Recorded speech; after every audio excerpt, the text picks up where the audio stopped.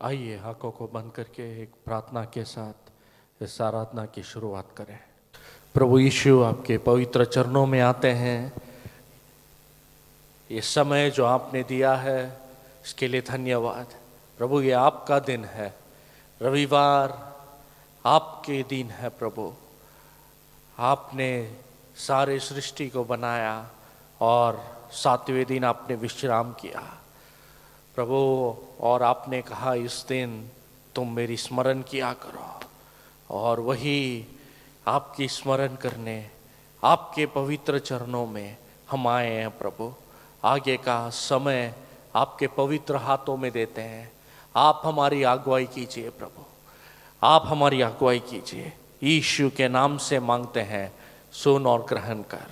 आमेन। Hallelujah. यीशु के नाम से और एक बार आप सबका स्वागत करते हैं। आइए हम सब मिलकर एक गाना गाकर परमेश्वर यीशु की महिमा करेंगे। संभव है, सब संभव है, यीशु से सब कुछ संभव है।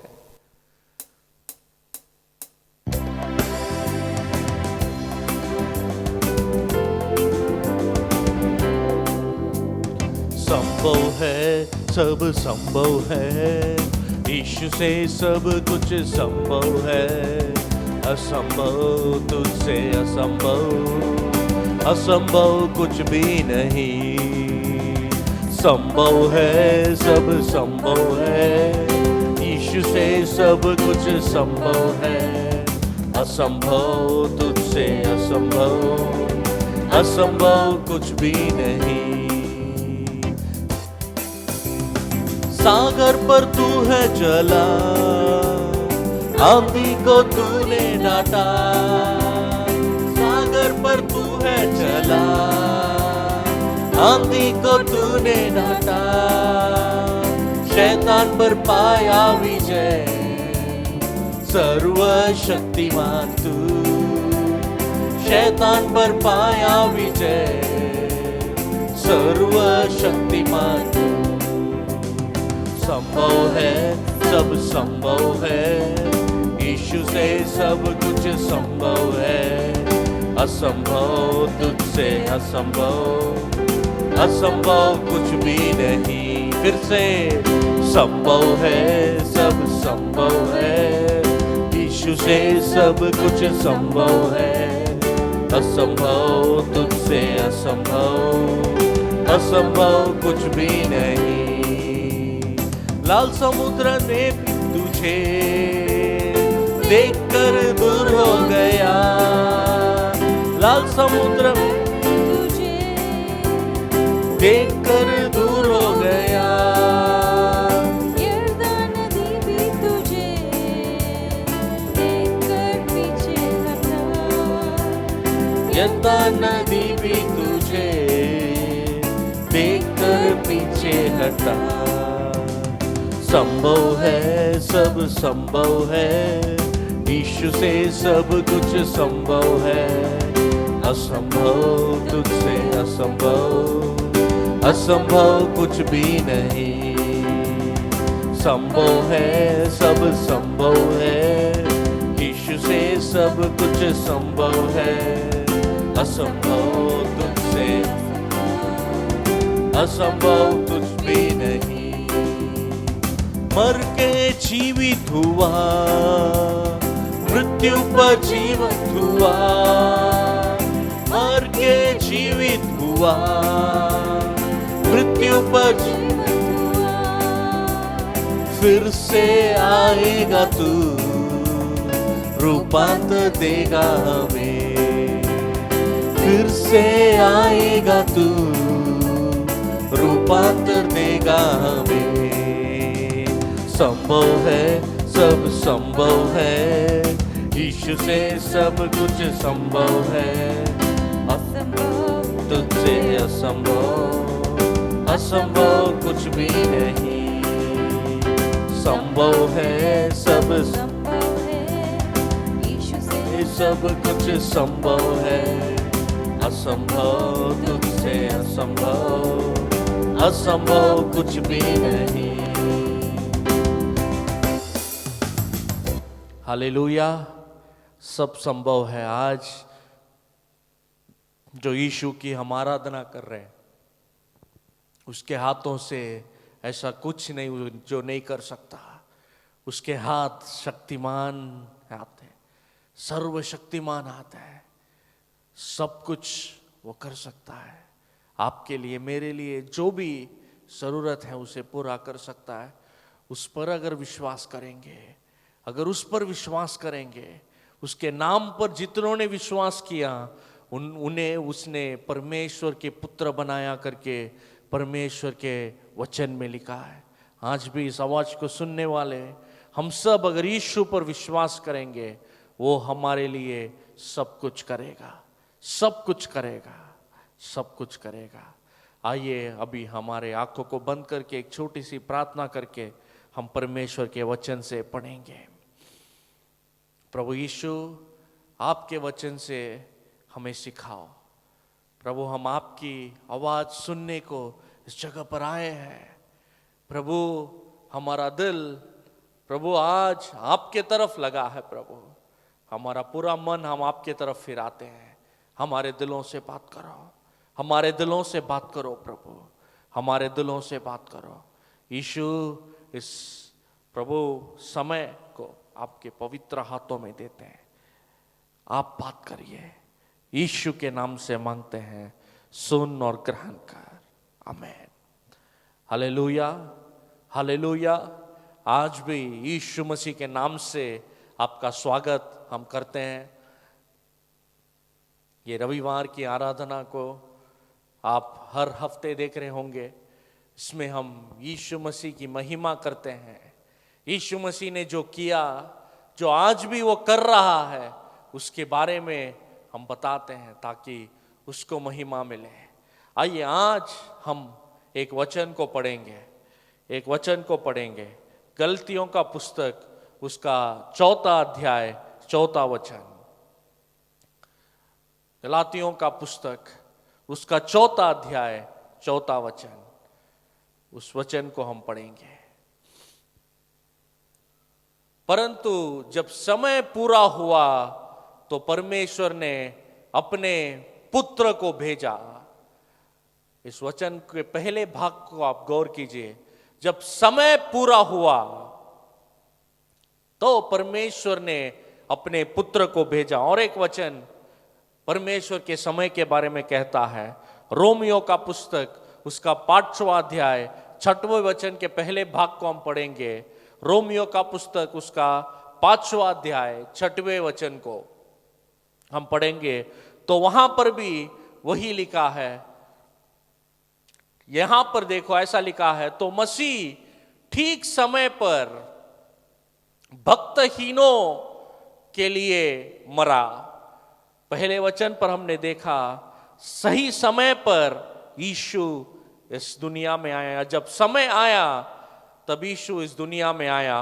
और ये वचन में हम पढ़ते हैं कि मसीह ठीक समय पर, आज ये दुनिया में हम सब समय के अनुसार जीते हैं।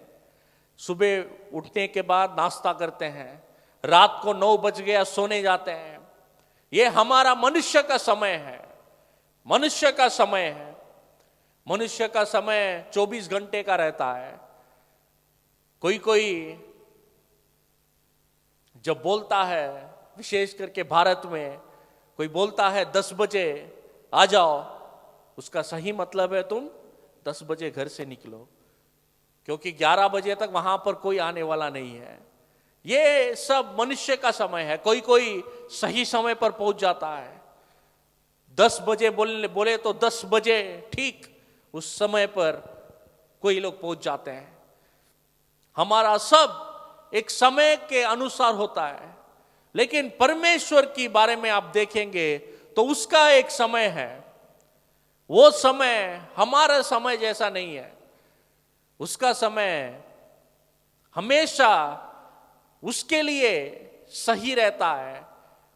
ये दुनिया के अनुसार बोल सकते हैं देरी हो गई, लेकिन यीशु हमेशा सही समय पर आता है। क्योंकि परमेश्वर का वचन कहता है, ये 2 वचनों में आपने कहा यीशु जब समय तय हुआ तब वो इस दुनिया में आया, जब समय तय हुआ तब क्रूस पर मारा गया। परमेश्वर का निर्णय एक समय है, परमेश्वर का निर्णय एक समय है। आजकल मनुष्य की ये बीमारी है, सब जगह गए तो सबको एकदम छुटके में चाहिए, छुटके में चाहिए। न्यूडल्स जैसा हो गया है ना, 2 मिनट में न्यूडल्स, क्या पकेगा क्या नहीं कुछ नहीं मालूम, लेकिन 2 मिनट में आ जाएगा और उसको खाते हैं। वैसे मैं खाने के बारे में बात नहीं कर रहा हूं, लेकिन मनुष्य आज रुकने के लिए उसके पास समय नहीं है, सब जल्दी जल्दी चाहिए। वही हमारा समय, हम जो चाहते हैं वो उसी समय होना चाहिए, ये हम सोचते हैं, लेकिन परमेश्वर ऐसा नहीं सोचता। उसको भविष्य के बारे में भी मालूम है, भूतकाल के बारे में भी मालूम है, आज जो आपकी जिंदगी में हो रहा है उसके बारे में भी उसे ठीक तरह से मालूम है। आज शायद आप ये सोचकर देख रहे होंगे क्या होगा मेरा, आपसे परमेश्वर कहता है वो जब तक जिंदा है, वो जब तक जिंदा है तब तक आपके लिए जीवन है, मेरे लिए जीवन है, हम सबके लिए जीवन है, क्योंकि उसका समय हमेशा सही होता है, उसका समय हमेशा सही होता है। आज हमें परमेश्वर के समय के अनुसार कैसे वो काम करता है उसके बारे में हम पढ़ेंगे। उसके पहले हम अब्राहम के बारे में पढ़ेंगे, तो वहां पर उत्पत्ति का पुस्तक 18वां अध्याय 24वें वचन में लिखा है। उत्पत्ति का पुस्तक उसका 18वां अध्याय 14वां वचन में लिखा है ऐसा। 21वें अध्याय 2 वचन को देखिए, वहां पर ऐसा लिखा है, या परमेश्वर ने जो समय ठहराया था उसके अनुसार उसका एक पुत्र हुआ बोलकर लिखा है। आप सोचकर देखो, ये अब्राहम और सारा पति पत्नी थे, दोनों पति पत्नी थे। उनके जिंदगी में परमेश्वर ने बहुत आशीषों को दिया था, लेकिन उनका कोई अपना कहने के लिए पुत्र नहीं था, अपना कहने के लिए कोई संतान नहीं था। ये इब्राहिम को परमेश्वर ने नाम से बुलाया। उत्पत्ति के पुस्तक में हम पढ़ते हैं, इब्राहिम को परमेश्वर ने नाम से बुलाया, इब्राहिम मैं तेरा परमेश्वर हूं, मैं तेरा परमेश्वर हूं, मैं जहां बोलता हूं वहां पर जा, मैं तुझे बढ़ाऊंगा, मैं तुझे बढ़ाऊंगा और तेरे वंश को सागर की रेत की समान बड़ा करूंगा बोलकर परमेश्वर ने उसे वादा किया। परमेश्वर ने उसे वादा किया। जब वो 60 साल का था तब परमेश्वर ने उसको वादा किया। अभी इब्राहिम ये वादे पर विश्वास करके, परमेश्वर पे विश्वास करके अपनी पत्नी सारा को लेता है और सारे लोग उसके साथ जो थे उन सबको लेकर, उसके भेड़ बकरे, उसके नौकर, सबको लेकर वो परमेश्वर जहां पर कहता है वहां पर जाता है। वहां पर जाता है तो बहुत सारे परेशानियां उसे झेलने पड़ते हैं, कई जगह पर अकाल पड़ जाती है, लेकिन परमेश्वर इब्राहिम के साथ में था। लेकिन उसका कोई अपना संतान नहीं था। 60 साल, 10 साल हुआ, 20 साल हुआ, इब्राहिम के साथ जो नौकर थे वे सब क्या किए होंगे सोचकर देखो। उसको ठोका होगा, उसकी बेइज्जती की होगी, उसकी बेइज्जती की होगी, सारा की बेइज्जती की होगी। ये स्त्री एक पुत्र को जन्म नहीं दे सकती, ये एक पुत्र को जन्म नहीं दे सकता बोलकर क्या क्या कहे होंगे सोचकर देखो। अब्राहम उतना बोझ के साथ, इतना बोझ के साथ, परमेश्वर ने ही कहा कि जा, अभी इतना परेशानी में पड़ गया वो कि सब लोग चारों तरह से उसको ठोक रहे हैं, उसकी निंदा कर रहे हैं। तूने परमेश्वर पर विश्वास करके आया, देख तेरा अपना कोई संतान ही नहीं है, कहां से करेगा परमेश्वर वादा पूरा? तेरी उम्र बीतते जा रही है, तेरी उम्र बीतते जा रही है, कहां से परमेश्वर पूरा करेगा उसका वादा? ऐसा बोलकर उसको ठोका, उसकी बेइज्जती की है। कई लोगों ने कहा तू, कई स्त्रियों ने सारा को कहा होगा जाकर किसी और को इब्राहिम के पास भेज, चाहे उससे भी, उसके वजह से तो भी तुझे कोई बच्चा हो। कई लोगों ने कहा होगा, सोच कर देखो, यीशु की बातों कर सुनकर आया, लेकिन यहां पर लोग उसे ठुकरा रहे हैं, अपने लोग उसकी निंदा कर रहे हैं। और एक दिन सारा पूरी तरह से टूट गई, पूरी तरह से टूट गई। वो बोली, अपने पति से आकर उसने बोला, देखो मैं बूढ़ी होते जा रही हूं, अगर अभी हमारा बच्चा नहीं हुआ तो कभी नहीं होगा, क्योंकि इसके बाद मेरी जो गर्भ देने की जो शक्तियां हैं वो सब चल जाएंगी, आपकी भी चल जाएंगी। इसीलिए इस नौकर को लो, मेरे साथ में काम करने, मेरे नीचे काम करने वाली इस नौकरानी को मैं तुम्हें देती हूं, कम से कम वो तो भी एक बच्चा मुझे देगा। ऐसा बोलकर उसने हगाई नाम के अपने नौकर को इब्राहिम के साथ रहने दिया एक रात को। उसके वजह से उस हगाई नाम की नौकरानी ने एक बच्चे को जन्म दिया, और नौकरानी बच्चे को जन्म देने के बाद सारा को देखकर कोसने लगी, उसकी बातों को नहीं सुनती थी। तुझसे तो कुछ नहीं होगा, तेरा बच्चा भी मैंने दिया हुआ है, ऐसा बोलकर उसको कोसने लगी। सारा आकर अपने पति से रोती है, क्या करूं, क्या करूं, क्योंकि इब्राहिम और सारा ने सोचा था हमारे अनुसार, हम समय को जैसा गिनते हैं कि अगर ये समय निकल जाएगा तो हमें कोई बच्चा नहीं होगा, हमें कोई बच्चा नहीं होगा। ये सारा और इब्राहिम की समय, उन्होंने तय किया हुआ समय कि अगर इससे ज्यादा होगा तो बच्चा नहीं होगा, इसीलिए हम कुछ करते हैं, हम कुछ करते हैं। लेकिन उसका अंत में क्या हुआ, अंत में क्या हुआ, इतना परेशान करने लगी वो स्त्री, इतना परेशान करने लगी कि उसे इब्राहिम को अपने हाथ से भगाना पड़ा, क्योंकि उसकी पत्नी को निंदा करने लगी, उसकी पत्नी की निंदा करने लगी।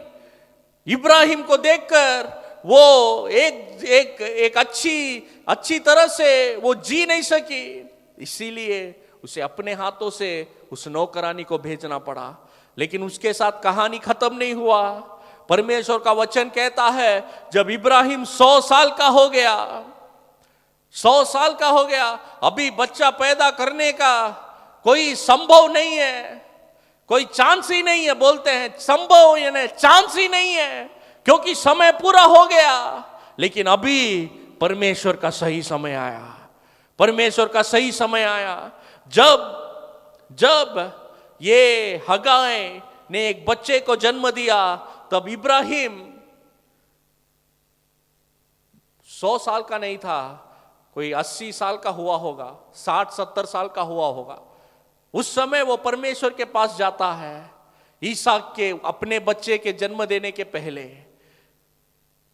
और कहता है, प्रभु मुझसे नहीं होगा, इसीलिए मैंने मेरी सारा ने अपनी नौकरानी को भेजा, और हमारा एक बेटा हुआ, उस बेटे को आप आशीषित करो करके इब्राहिम बोलता है। परमेश्वर बोलता है, उसको उत्तर देता है परमेश्वर, मैं उसे आशीष करूंगा, लेकिन सारा के पेट से जो पैदा होगा वही तेरा वंश कहलाएगा, वही तेरा वंश कहलाएगा। तू चाहे अपने समय में या उस समय का इंतजार न करते हुए कुछ भी कर ले, मैं मेरे समय पर सब चीजें करूंगा, ऐसा परमेश्वर ने पहले उससे कहा। और उसके बहुत 20 साल बाद जब वो 100 साल का था, उसे एक बच्चा दिया, ईसाक। उसी बच्चे के बारे में ये वचन है, जब परमेश्वर का समय आया, जब परमेश्वर का समय आया, जब परमेश्वर का समय आया, तब उसने जन्म दिया। आज भी उस परमेश्वर के समय के लिए आप इंतजार करो, इंतजार करो, मुझे भी इंतजार करना है। उसके समय पर वो सब चीजें सही रीति से करता है। हमें अपने समय, हम सोचकर यही समय है बोलकर हमें गलती नहीं करना चाहिए, उसके समय के लिए इंतजार करना चाहिए, क्योंकि इब्राहिम को जिसने संतान दिया वही प्रभु तुमसे भी वही प्रेम रखता है, वही अनुग्रह के साथ है। उसके बारे में और एक घटना को मैं आपके बीच में पढ़ना चाहता हूं, और एक घटना को आपके बीच में पढ़ना चाहता हूं। परमेश्वर के समय के लिए इंतजार करने के फायदे क्या है और उसके समय पर वो कैसा काम करता है, उसके बारे में हम पढ़ेंगे तो आप देखेंगे। तो यूहन्ना रचित सुसमाचार उसका 11वां अध्याय में एक परिवार के बारे में कहा गया है, एक परिवार के बारे में कहा गया है। उस परिवार यीशु के बहुत नजदीक, उसके दिल के करीब एक परिवार थी। यीशु जब भी उस गांव से गुजरता, उस घर में हमेशा जाकर, उस घर में 2 बहन और एक भाई थे, उस घर में जाकर वो हमेशा रहता है। और भी परमेश्वर का वचन कहता है, वो 2 बहनों में से एक बहन परमेश्वर के चरणों में, यीशु के चरणों में बैठकर हमेशा उसकी वचन को सुनती थी। हर समय, चाहे कुछ भी होता रहे घर में, आपस में कुछ भी होता रहे या बाहर कुछ भी होता रहे, वो हमेशा परमेश्वर के पैर पर, परमेश्वर के कदमों पर बैठकर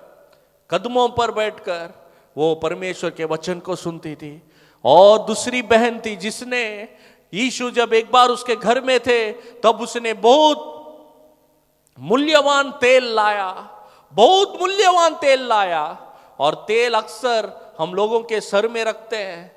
लेकिन वो स्त्री ने सोचा, मैं इसकी काबिल नहीं हूं कि मैं यीशु के सर में तेल रखूं। इसीलिए उसने क्या किया, उसके घुटने में जाकर गिर के उसके पैरों में उस तेल को डाला और अपने बाल से वो पोंछ रही थी, और पूरा कमरा उस सुगंध से भर गया करके यीशु कहता है। उतनी यीशु की सेवा करने वाली इस 2 बहनों का एक ही भाई था, और एक दिन वो अचानक बीमार पड़ जाता है। वही 3 वचन में लिखा है, जब मार्था मरिया ने देखा कि अपना भाई अचानक से बीमार पड़ गया, तो उन्होंने यीशु से कहा भेजा कि यीशु, तुम जिससे प्रेम करते हो, ये वचन को अच्छी से पढ़ो, तुम जिससे प्रेम करते हो यीशु, वो बीमार है, जल्दी आओ करके वे उसको बोल भेजती हैं। लेकिन यीशु, उसका अगला वचन कहता है, ये वचन कहता है, यीशु ने मार्था, मरिया और लाजर से प्रेम किया। यीशु ने मार्था, मरिया और लाजर से प्रेम किया। वही यीशु आज आपके परिवार के सदस्यों से भी वही प्रेम करने वाला प्रभु है। वो मार्था और मरिया ने बड़े उसकी वचन को सुनती थी उसके लिए, और उसने बहुत मूल्यवान तेल उसके पैर पर डाला था। इसलिए यीशु ने उनसे प्रेम नहीं किया, पर वो अपने दिल से, चाहे उन्होंने वो करते या न, उनसे वो प्रेम करता है। वही परमेश्वर यीशु का प्रेम है, और उस प्रेम से भर के यीशु इन तीनों से, मार्था, मरिया और लाजर से बड़ा प्रेम रखता था। और उसके वजह से, है ना, अगला वचन में हम पढ़ेंगे, उसने प्रेम रखा, इसीलिए वो 3 दिन के बाद गया। आप 6वां वचन में देखो, तो जब उसने सुना कि यह बीमार है, तो वह स्थान पर वह था, वहां 2 दिन और ठहर गया। अभी आप मनुष्य के विचार से इस वचन को पढ़ेंगे, अगर आपके दिमाग से सोचेंगे तो बोलेंगे, अरे क्या यीशु इतना भारी दिल वाला इंसान है कि क्या वो लाजर, वो मरे हुए व्यक्ति के पास नहीं जाना चाहता था?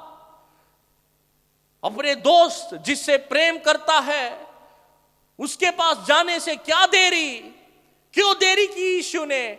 ऐसा आप पूछ सकते हैं, लेकिन उसका जवाब यीशु देता है, लाजर की ये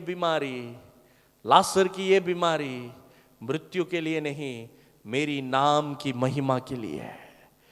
यीशु ने कहा, लाजर की यह बीमारी मृत्यु के लिए नहीं परंतु परमेश्वर की महिमा के लिए है, इसीलिए वो रुक गया वहीं।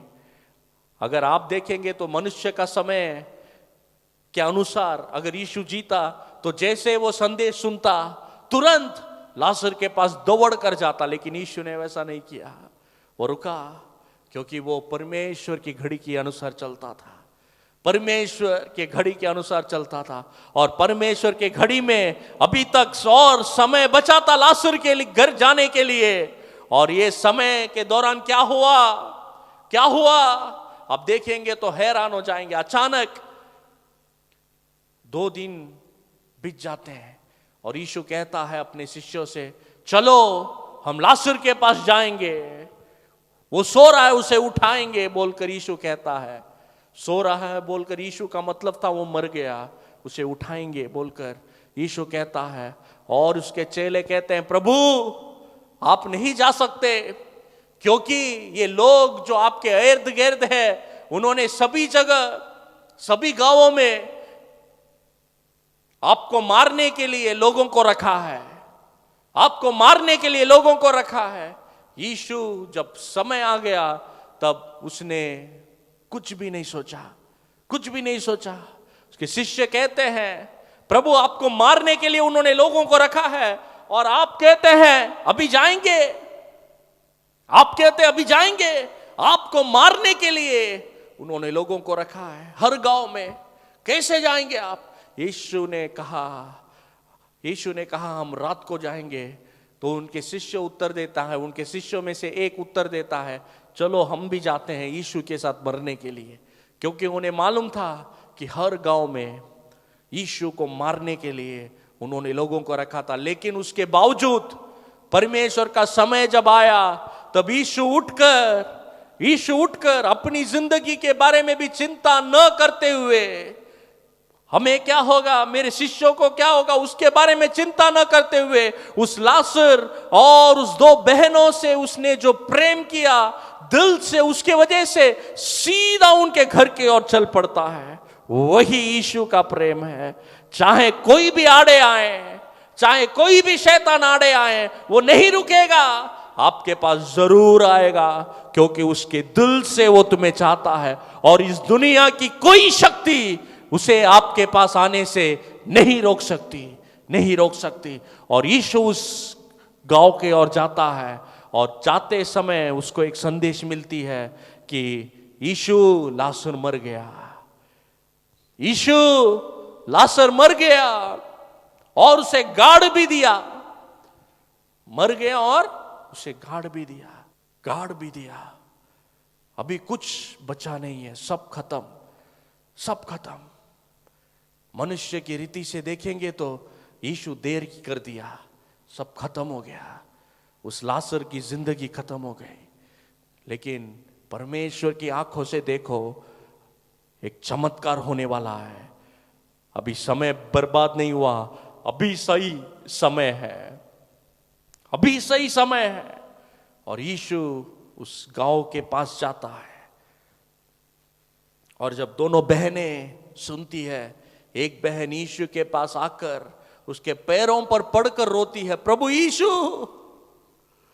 हमने आप पर विश्वास किया। सोचकर देखो कैसा रहा होगा, एकलौता एक भाई, यीशु हमेशा उसके साथ था, उनके परिवार के साथ यीशु का गहरा रिश्ता था। उसके बावजूद भी ऐसा हो गया, वो आकर यीशु के कदमों में बैठकर रोने लगी, यीशु देखो क्या हो गया, मेरे भाई को गाड़ दिया, मर गया वो। यीशु ने कहा उससे विश्वास रख। यीशु ने जब उसने ये सुना, उसने जाकर अपने बहन को बुलाया, वो दूसरी बहन आई, यही वो बहन थी यीशु के कदमों में बैठकर उसकी वचन को सुनती थी। इसको जब यीशु ने देखा, इसने भी रोकर बोला, प्रभु अगर आप यहां होते तो मेरा भाई मरता नहीं, हमने उसे गाड़ दिया बोलकर वो कहती है। यीशु को दर्द हुआ, इतना दर्द हुआ कि उस रो पड़ा। परमेश्वर का वचन कहता है, यीशु रोया, क्योंकि उसे वो दर्द नहीं सह सका। अरे मुझसे प्रेम करने वाला ये परिवार, मेरी सेवा करने वाला ये परिवार, हमेशा मेरे साथ में थे। ये परिवार के लोग हर समय मेरे साथ में थे। जब मैं दुख के साथ था, इस घर में आकर मैं सोया, ये सोचकर यीशु रोया। और यीशु ने पूछा, उसे कहां रखा तुमने? और उन्होंने कहा, तुम ही आकर देखो। और यीशु गया तो वहां पर एक बहुत बड़ा कब्र, उसके आगे पत्थर रखा है और उसके अंदर लासर को गाड़ा गया। यीशु 35वें वचन में लिखा है, यीशु रोया करके। और 29वें वचन में यीशु कहता है, उस पत्थर को हटाओ, उस पत्थर को हटाओ। और वो दो बहनों में से एक बहन कहती है, प्रभु अभी तो उसका शरीर से गंदे बदबू आ रहे होंगे, क्या बोल रहे हो आप? यीशु ने कहा, तुम बस विश्वास रखो, तुम बस विश्वास रखो, तुम बस विश्वास रखो। और उसने वो पत्थर को हटाया लोगों ने, और उसने कहा, लासर, लासर। 43वें वचन में हम देखते हैं, लासर बाहर आ। ये कहे बराबर मरा हुआ व्यक्ति, 3 दिन पहले गाड़ा हुआ व्यक्ति कब्र से सीधा बाहर निकला, सीधा बाहर निकला। यह कहकर यीशु ने ऊंचे शब्द में बोला, लासर बाहर आ, लासर बाहर आ। और जो मर गया, जो मरा हुआ व्यक्ति आगे आया और यीशु ने ये चमत्कार किया। ये दो बहनें आश्चर्यचकित हो गई। अरे आश्चर्यचकित होकर आनंदित हो गई। और इसके वजह से क्या हुआ, अगर वो बीमारी को बुखार में ही ठीक करता था तो आसपास के लोगों को यीशु ये परिवार से कितना प्रेम रखता है वो उन्हें अंदाजा नहीं रहा होगा। लेकिन अभी वो पूरे गांव के लोग जानते थे कि ये परिवार यीशु का है, कि ये परिवार यीशु का है। यीशु इस परिवार के हर सदस्य से प्यार करते हैं। इस परिवार का हर सदस्य यीशु के लिए मूल्यवान है। ये सब कैसे हुआ? यीशु के समय पर या परमेश्वर के समय पर जब चीजें होती है तो आप आश्चर्यचकित रह जाएंगे। लेकिन मार्ता मरिया ने जैसे परमेश्वर के समय के लिए इंतजार किया, और जब यीशु ने कहा उस पत्थर को हटाओ, तब जैसे उन्होंने हटाया वैसे अगर तुम भी विश्वास में काम करेंगे तो तुम्हारी जिंदगी में भी वही चमत्कार को देखेंगे। आइए हम आंखों को बंद करके प्रार्थना करें। प्रभु यीशु इस समय के लिए धन्यवाद। इसे जो भी देख रहा है इसके लिए हम प्रार्थना करते हैं। प्रभु जो भी इसे सुन रहा है इसके लिए प्रार्थना करते हैं। उन सब के लिए प्रार्थना करते हैं।